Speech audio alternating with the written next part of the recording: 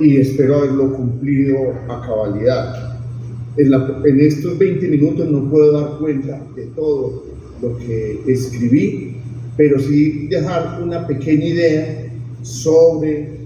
lo planteado allí, sobre todo porque hace tiempo vengo planteando la necesidad de desmunicipalizar las historias del antiguo cantón de Supía para poder integrar procesos y fenómenos que son comunes en estos territorios, dinámicas y problemáticas allí mismo. Entonces, en este caso, la figura, el fantasma, si se quiere, de Ramón Marín, es una disculpa para poder entender un poco ese contexto territorial y ciertas dinámicas históricas que unen en un conjunto de elementos identitarios y de singularidades esta región del norte del Cauca que vamos a ver aquí rápidamente. Estas fotos del entierro de Ramón Marín en Honda, donde están ustedes, en 1923, pues nos habla de una vida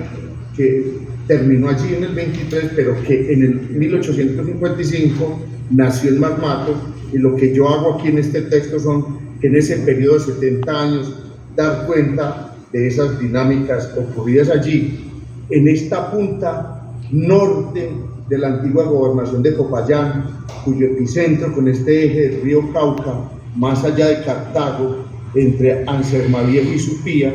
definió un territorio en la frontera colonial con Arma y Caramanta que se fue decantando y se convirtió en un objeto de deseo. Pero ya para finales del siglo XVIII,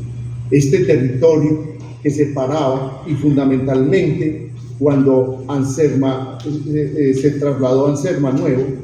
de esta región hacia acá, fue el sector más poblado, ya que a finales del siglo XVIII era reconocida como la parroquia de la Vega de Supía, en la que habían 8 doctrinas, es decir, iglesias para los indios en sus respectivos pueblos, y 3 curatos: Quiebralomo, Ansermaviejo y la Vega de Supía. Pero además se atendían los pueblos de Cañamomo, San Lorenzo, Tachiguía, Guática y Quinchía, y en la Vega de Supía hubo una en el sitio de San Lesmes de Supía y el sitio de Sevilla, donde habían gentes de casas libres, y además de ello el cerro de Marmato, que no aparece en esta cartografía. Pero desde ese momento, esta región que se fue definiendo, este es un fragmento de una carta corográfica de mediados del siglo XIX, en la frontera con Antioquia, con el sur de Antioquia. Aquí vemos Salamina, Pácora, Caramanta, etcétera, un objeto de deseo de las élites de Antioquia desde los tiempos de Francisco Silvestre, y de hecho en algún momento se pretendió anexar este territorio. Pero va a ser digamos, en el siglo XIX, donde con mayor énfasis se marca el interés. Ya María Teresa Uribe Capilla y Jesús María Álvarez nos plantearon cómo las élites independentistas antioqueñas llevaron un proyecto de los intelectuales orgánicos de lo que llama el país antioqueño a crear una idea de un ámbito territorial dentro de la Nueva Granada. Y en la primera constitución que definieron, pues trataron de anexionar los territorios de Citará y los territorios de Supía. En una placa que hay en la entrada de la alcaldía de Supía, los historiadores tradicionales señalan esto como un acto heroico de declaración de independencia en 1813, cuando simplemente un hecho de anexión formal a la dictadura de Juan del Corral, en esa fecha, encabezada por el ejército de José María Gutiérrez,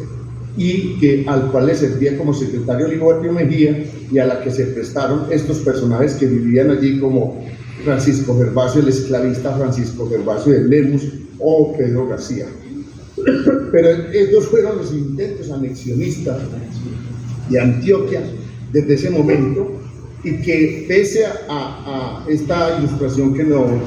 maravillosamente nos facilitó Lida y que se incluyó en el texto mío, de una interpretación pictórica del fuerte de Bufú, diseñado por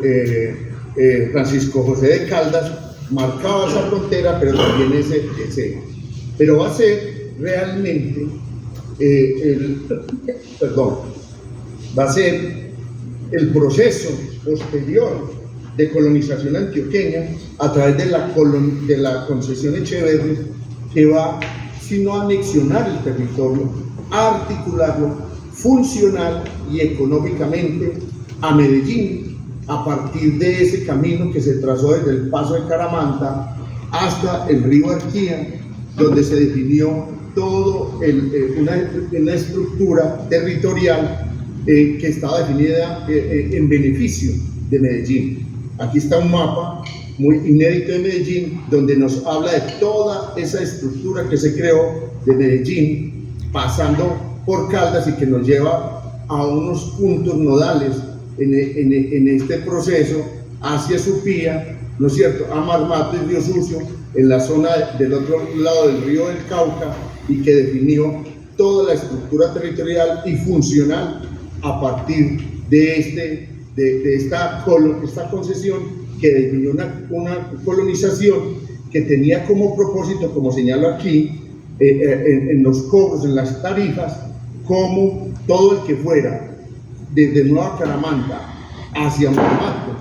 Supía, Río Sucio y Quinchía, no se le cobraba derechos de contazgo siempre y cuando entregaran el oro a estos señores, y iba a llegar todo hacia la Casa de la Moneda en Medellín, que fue la gran beneficiaria en estos términos de la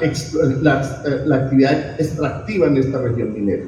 Normalmente hemos pensado que es las empresas mineras inglesas los que fueron los grandes extractores de allí, pero como muestra en el libro Ocupación, Poblamiento y Territorialidades en la Vega de Supía, los antioqueños, a través de múltiples empresas, 56 logré establecer a partir de los registros notariales, fueron los que en mayor cantidad extrajeron recursos mineros, durante mucho tiempo oro, pero entre el periodo de 1870 a 1902 aproximadamente plata, que fue la base del sistema monetario colombiano, y por eso bancos como Chávez Vázquez, que inician como actividad comercial y terminan con actividad bancarias, establecidos en Medellín, pero con capitales entre Bartolomé Chávez y la familia Vázquez de Medellín, muestran esa relación construida y definida desde este sector. Pero más allá de ese hecho funcional y económico en esa frontera, este territorio tuvo una serie de vaivenes que lo llevaron a definirse territorialmente en sí mismo, encerrado en sí mismo, solo en la montaña, Quebralobo, San Lorenzo, la Vega de Supía, San Juan de Marmato y Marmato, con los resguardos indígenas, o como el municipio de Toro. Como vemos aquí, rápidamente, ya se me va a acabar el tiempo y no voy a terminar de establecer lo que quiero decir. En esos vaivenes, en la división política administrativa entre 1859 y 1920, todos estos territorios, fundamentalmente Marmato, al ser Mar Nuevo, Guática, Quinchía, Supía y Río Sucio, que fueron como el corazón de esta región, participaron de la municipalidad de Toro, del distrito de Marmato, del municipio de Toro, en diferentes momentos y con diferentes configuraciones, provincia de Toro y ya provincia de Marmato en 1890, con capital Río Sucio, y cuando fue insertado muy artificiosamente en el departamento de Caldas, ya pasó a ser provincia de Río Sucio, y que como tal terminó en la década de 1920.